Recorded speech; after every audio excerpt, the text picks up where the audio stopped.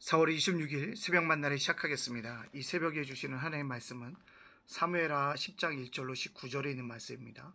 사무엘하 10장 1절로 19절에 있는 말씀, 사무엘하 10장 1절로 19절에 있는 말씀, 제가 봉독해 올리겠습니다. 그 후에 암몬 자손의 왕이 죽고 그의 아들 한눈이 대신하여 왕이 되니 다윗이 이르되 내가 나하스의 아들 한눈에게 은총을 베풀되 그의 아버지가 내게 은총을 베푼 것 같이 하리라 하고 다윗이 그의 신하들을 보내 그의 아버지를 종상하라 하니라.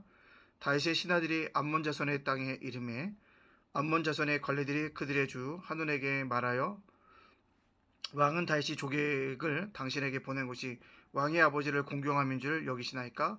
다윗이 그의 신하들을 당신에게 보낸 이성을 엿보고 탐지하여 함락시키고자 함이 아니니까 하니, 이에 한눈이 다윗의 신하들을 잡아 그의 수염 절반을 깎고 그들의 의복 중동 보길까지 자르고 돌려 보내매 사람들이 이 일을 다윗에게 알리니라. 그 사람들이 크게 부끄러워함으로 왕이 그들을 맞으려 보내 이르기를 너희는 수염이 자라기까지 여리고에서 머물다가 돌아오라 하니라. 암몬 자손들이 자기들이 다윗에게 미움이 된 줄 알고 암몬 자손들이 사람을 보내 베우옵 아랍 사람과 소밧 아랍 사람의 보병 2만 명과 마이가 왕과 그의 사람 1000명과 돕 사람 12,000명을 고용한지라. 다윗이 듣고 요압과 용사 온무리를 보내매 암몬 자손은 나와서 성문 어귀에 진을 쳤고 소바 릅 아랍 사람과 돕과 마가 사람들은 따로 들에 있더라. 요압이 자기와 맞서 앞대 친 적진을 보고 이스라엘의 선발된 중에서 또 엄선하여 아랍 사람과 싸우려고 진치고 그 백성의 남은 자를 그 아우 아비새의 수하에 맡겨 암몬 자손과 싸우려고 진치게 하고 이르되 만일 암난 사람이 나보다 강하면 내가 너를 돕고 만일 암몬 사람이 너보다 강하면 내가 가서 너를 도우리라. 너는 담대하라. 우리가 우리 백성과 우리 하나님의 성읍들을 위하여 담대히 하자.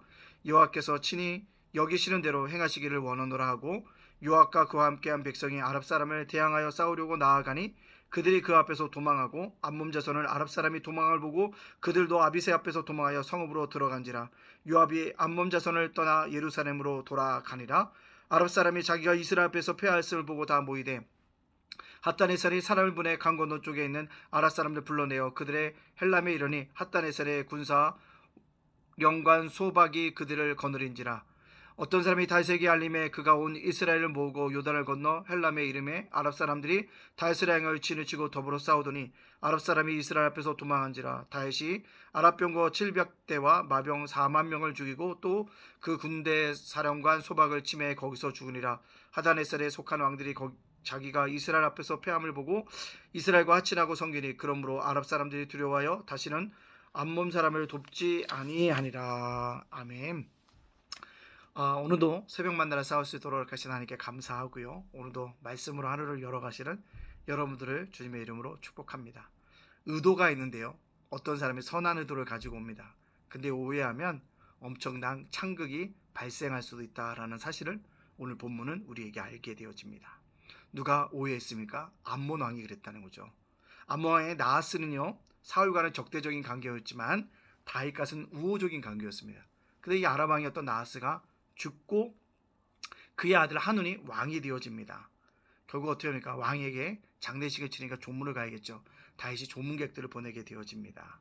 왜요? 또한 한눈과 우호적인 관계를 계속적으로 유지하기 위한 다윗의 외교 정책이었습니다. 근데 이것을 누가요? 아들이었던 한눈이 오해합니다.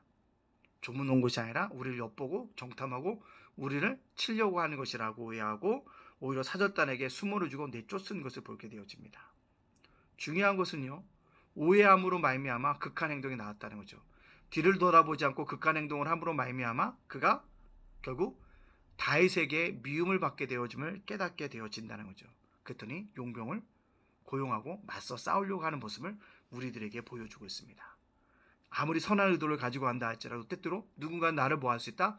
오해할 수 있다라는 사실들을 우리가 오늘 본문을 통해서 볼 수 있고요. 또한 누가 오든지 간에 우리 뭐요? 선한 의도를 가지고 왔을 것이라고 받아들이는 것이 중요하지 않을까 생각이 들어집니다. 자, 근데 이스라엘 사람들이 보면 전쟁하러 나가는데 보니까요, 수적으로도 열세고요, 지형적으로도 열세입니다. 어떻게 보면 포위가 되어져 있는 상태죠. 앞에는 아랍이, 나머지 용병들이 뒤에서 받치고 있는 형국이었습니다. 그럼에도 불구하고 다윗이 하나님을 의지하고 하나님이 도우실 것을 요압에게 또 이스라엘 군대에게 심어주니까 어떻게 합니까? 담대히 나가서 그들을 뭐하기다? 물리치게 되어진 것들을 발견하게 줍니다. 여러분, 수적인 것 하나님 앞에서 문제가 되지 않습니다. 월등한 무기도 문제가 되지 않는다는 거죠. 중요한 건 하나님의 의지하고 있느냐, 하나님의 도우심을 바라고 있느냐가 우리 인생을 결정할 수 있다는 사실을 우리에게 보여주고 있음을 우리가 깨닫게 되어집니다. 따라서 우리가 날마다 하나님을 의지하고 하나님을 도우심을 간구할 수 있는 그런 믿음의 사람으로 살아가기를 간절히 소원합니다. 자, 그렇다면 오늘 이 말씀을 저와 여러분에게 적용시켜 봅시다. 다윗은 선한 의도였습니다. 그러나 오해를 받을 때도 있다는 사실입니다. 그렇습니다. 세상을 살다가 내가 선한 의도를 가지고 가지만 오해받을 수도 있다는 사실을 알아야 합니다. 또한 상대방이 오해를 했을 때 그것을 개선하려고 하지 말고 일단 받아들여야겠다는 사실을 깨닫게 되어집니다. 그리고 그가 악한 의지를 가지고 온다 할지라도 하나님이 도와주실 것이고 하나님을 의지하면 언젠가는 해결되어질 것이라는 믿음을 가지고 살아가자라는 것입니다. 따라서 오늘 주셨던 말씀에 적용시키면 누군가가 나에게 어떤 의도를 갖고 오든지 그것이 선한 건지 악한 의도인지 판단하지 말고 일단 선하게 받아들이자라는 것입니다. 그러면 나에게 뭐가 간다? 유익이 되어질 거고 내가 생각지 못하게 악한 의도를 가지고 온다 할지라도 하나님을 의지하고 하나님의 도우심을 바라면 하나님이 분명히 막아주실 것이라는 믿음을 가지고 살아감으로 말미암아 오늘도 세상 가운데 그리스도인으로 지혜롭게 뱀처럼 지혜롭게 살아갈 수 있는 저와 여러분이 되어지시기를 주님의 이름으로 축복합니다. 아멘. 기도합니다. 사랑의 하나님 감사합니다.